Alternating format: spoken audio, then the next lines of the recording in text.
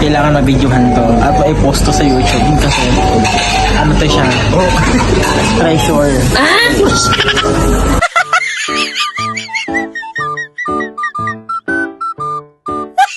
Ang tawag ng buffering. Buffer pa Sentro. Tuwina. Tuwina daw. Laging sa sentro. Tuwina. massage pa rin. Ito ba na extra service? Gusto mo pumasok? Kaya nga tuwi-tuwina daw eh. Milan. This for real na talaga mga beb. Nandito na kami sa Milan. Pero anong pakiramdam na nasa Milan ka na? Mamaya na yan. Sagot. Ang sagot. Grabe, parang pumasok ka lang sa coffee shop, parang ang yaman-yaman mo na.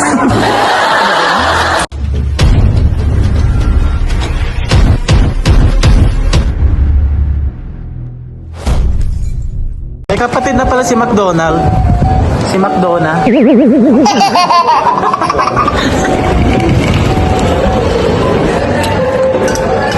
Welcome, kay Paul. Kaedad mo to si Paul. 1989. So, pinagbati muna kami ni Pastor Ron dito sa may kay Paul. Dipwes.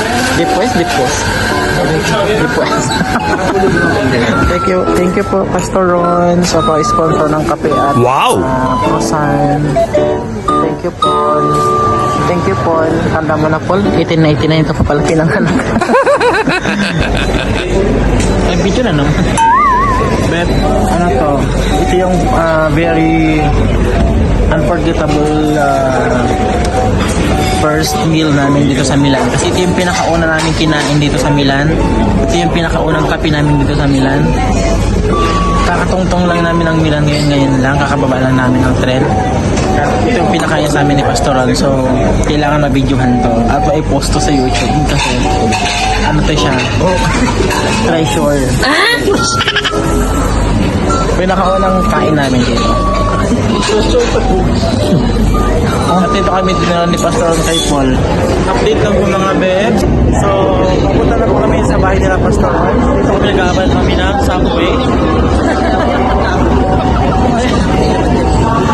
Subway na po. Update lang po mga beb. Anong sinad? Welcome back to my vlog. So, ito yung unang gala namin dito sa Milan. Ihatid ako po ni Pastor Ron sa... Ano po kami ihatid Pastor Ron ngayon? Cadorna Station. Cadorna Station. Doon po yung unang galat namin sa first day namin dito sa Milan. Yeah. Hindi na kami nagpahinga. Pagdating dito, hinatid lang namin yung gamit sa bahay nila Pastor Ron. Tapos Nawala yung parang ako na nasa New York ako, puro basura yung kapatid. Ayaw na lipat ko hindi sa kapatid. nasa urban area pa lang kasi kami. Kaya Pagdad to urbanidad. nasa urban area pa lang kami. Wala pa kami doon sa may katotohanan. So, kaya yun. So, actually, wala pa talaga kaming tulog. Galing kami ng 12 hours. Ay, nagdalag yung ano niya. Wala pa kaming tulog. Galing kami sa 12. Pasensya na guys, nagdalag pa. Yung screen niya, nagdalag. Wala pala siya yung umiinig sa bus. Kaya, ano ang tawag ng buffering? Buffer pa rin. Buffering yung kanyang skin. Pag nasabi niya sa vlog ko na. Ito, galang-gala na kasi yung isa. Kaya huwag ganda magpahinga. Ito lang yung... Vlog niya parang parking area. Wala nagbebenta ng bote dito, Pastor? Wala. Galing natin to, bro. Punta pa tayo dito sa mulo. Mag-ipon tayo. Mulot ng plastic.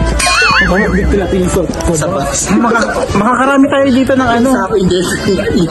Tapos na namin. Tapos magkano na ang benta natin? 3 euro na. Pinagdirintahan. Magkano na kasi yung point 10. Ay, sabagay point 10 na pala ngayon ng isang boat.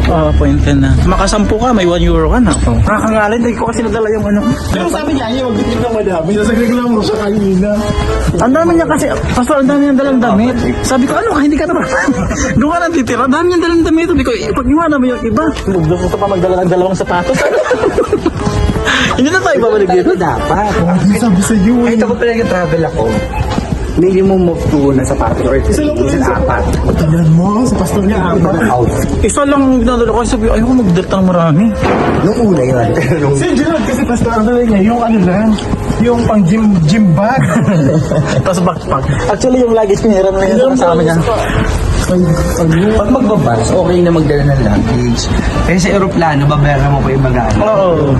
Dapat may dala tayong garbage bag. Ang daming bote eh. Tapos 3 euro lang bebenta natin sa Croatia. Mas mahal pa. Wala pa lang ganun dito. Ibig sabihin mayaman talaga mga tao dito sa Milan. Oh yes. Wala nangangalakal. Ano sentro? Tuwina. Tuwina daw. Laging sa sentro. Tuwina. Massage pa rin doon. Ito ba yung extra service?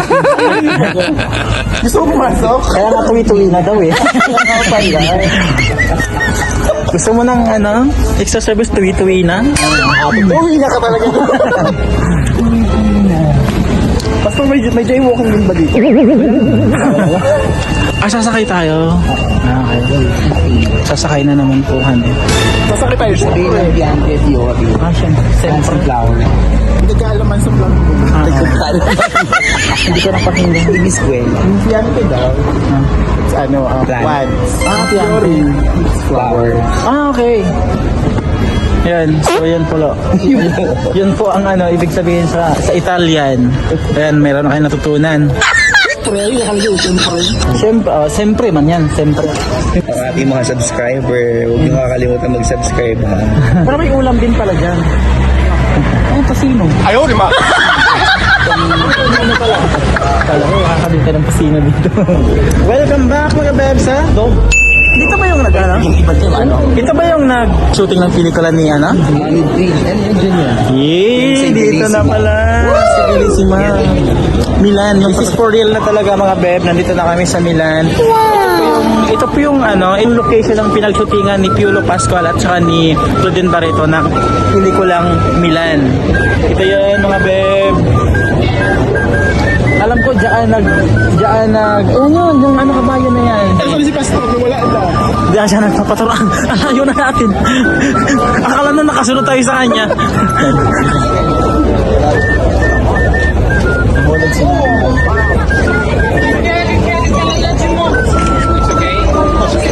Welcome sa Milan, Italy.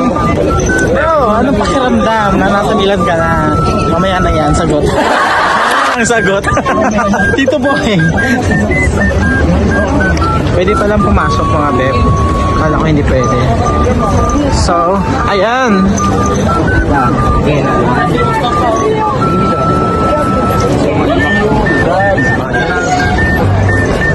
Dito muna kami iiwan. Hindi. Ay, hindi ba? Paiwanan dito. Ay, akala ko pupunta ka na office. Magkakape muna tayo. Hindi, dadalhin ko kayo sa train station. Ay, okay.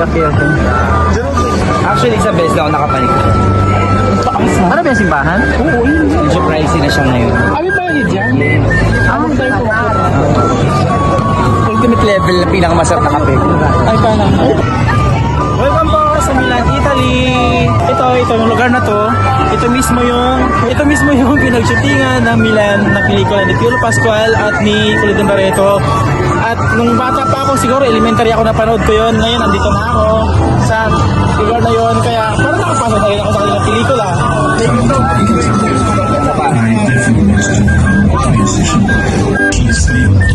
Kaya rin nag-selfie ako pero sa'yo nakuha yung cellphone. Diba? Mga stolen siya. Mga stolen na. Ano si Kabe ng mga... Kabe ng mga artista dito.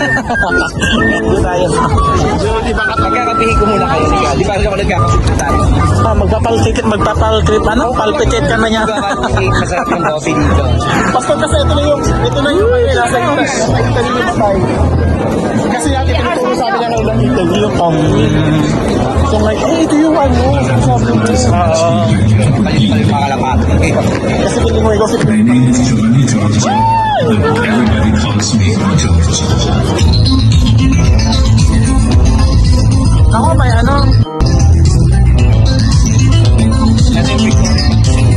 Victoria? Victoria Manuel.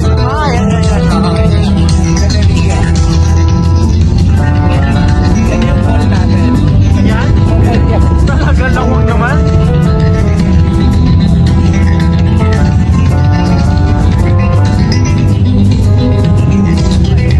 Basta yung mga bagay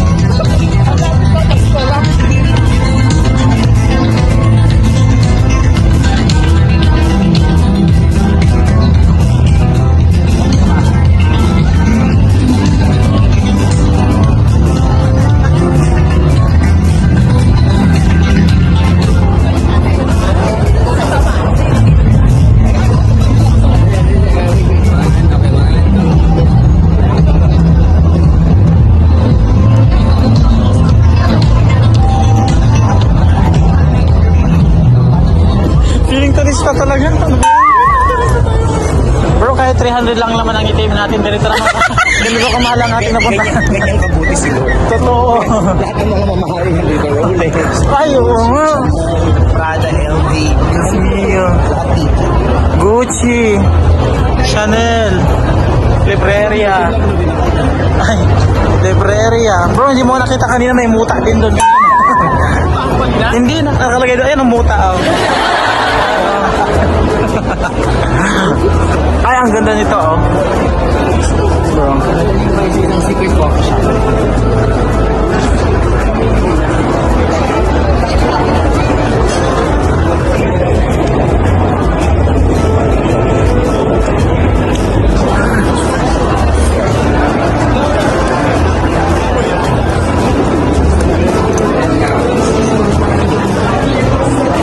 Sir. Bro, ba ito Prada? Dapat meron tayong dala talaga bro na ano, 100, ay ano, 1,000 euro para hindi lang pasyal, may pa-shopping na rin. Mukha natin ang iyong cellphone. Ayan.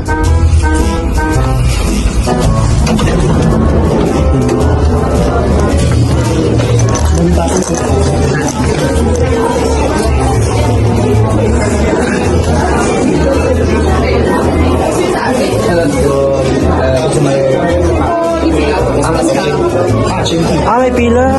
Oh no! Mahaba. May isa pa ako pagkakaroon sa iyo. Mahaba pala ang iya. Normally, wala nagpupunta dyan. Pero makakabalik pa naman tayo, Joe. Mag-alala. Paano? Naramdaman nila na pupunta si Bro Jude. Bro, close up talaga yan, oh. Kitang close. Huwag mo itutok sa mga pores. Hindi, yung gimbals ang nakita kasi cute ang dimples niya. Mala ay na Rimondo.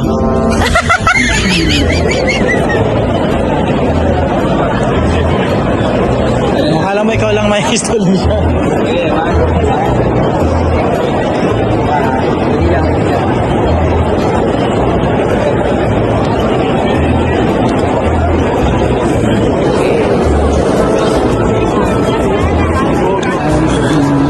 Sarap din dito. Napaka-class ng lugar na to. Huwag mong pasinin si McDonald's. May mas malipas na pag gusto mo pinapulit nila na iya. Huwag mong pasinin si McDonald's kasi Gusto mo magkape sa LV? Agahan niya lang yung busig niya pagkakapunod ko sa Huwag mo nang pasinin si McDonald's kasi sa mga Jollibee, agahan natin ang baba para walang tao. Ma-picture nila doon naman. Oo, shit. Magkape tayo sa Louis Vuitton. Okay ba yun? Louis Vuitton bro, ay pastor, ano, mahal na yun dun. Mahal akong bahala. Pag short, May mga hack ako dito. Yung mga yayaman, hindi mo mahirap pero hindi mo kung mahirap. Mukhang yayaman. Ay, ganun. Pero hindi tinitib. Ganon. Pero tipid yun. Gerald, alam mo na. Bro, handa mo talaga yung mga... Pinakamasarap na pizza namin dito. Nababaan ako sa inyo na masarap. Ihanda mo bro yung mga ano mo, yung messenger mo kasi ulan na yung gana naman. Bro, pautang naman bro. Huwag na pumunta dito. Mga nag-mess sa kanya, o asahan nyo na yan. Magkakamo sa inyo. Siyempre na naman. Luwag-luwag kayo, nakapunta kayo Italy, nagamit yung pera. Nag-buongiorno pa naman tayo kanina. Ay nako. Kulik. Tingnan mo kung natulog tayo, hindi natin ito nakita agad. Kita mo rin naman ito. Marami pa tayong gagawin. Alam mo pastor, hindi yan nakatulog kasi sa kanyang imagination naggagala na siya. Ako nga nagmadaligan tayo. Kasi nga, tayo pupunta sa'yo ngayon. Dinaanan lang natin, dumaan lang sa tawag. Ah, Lavaza. Glimpse lang po. Lavaza.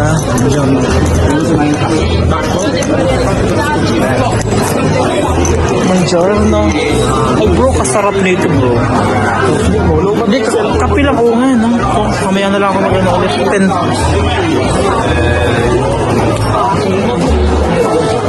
Grabe, parang pumasok ka lang sa coffee shop, parang ang yaman-yaman mo na. Wala ka ano? Cappuccino kayo. Hindi na po, pastor. Busog pa. Busog. Busog ako, pastor. What? Busog ako. Hindi ako kain. Oo. Ay, pisip-pisip.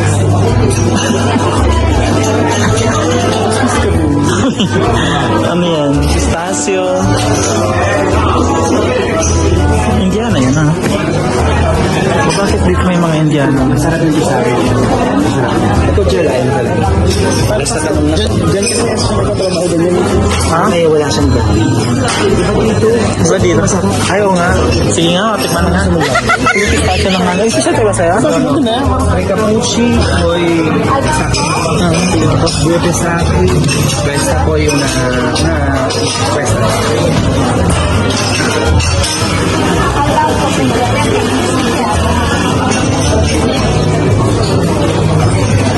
Huge. Huge.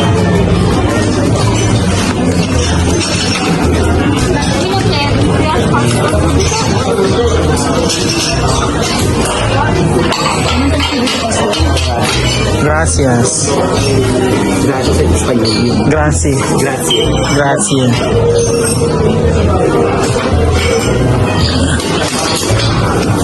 Gracias.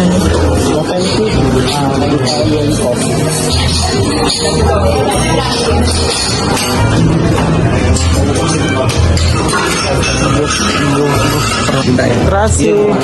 Saan sa labas? Ay! Kapulot nga bro.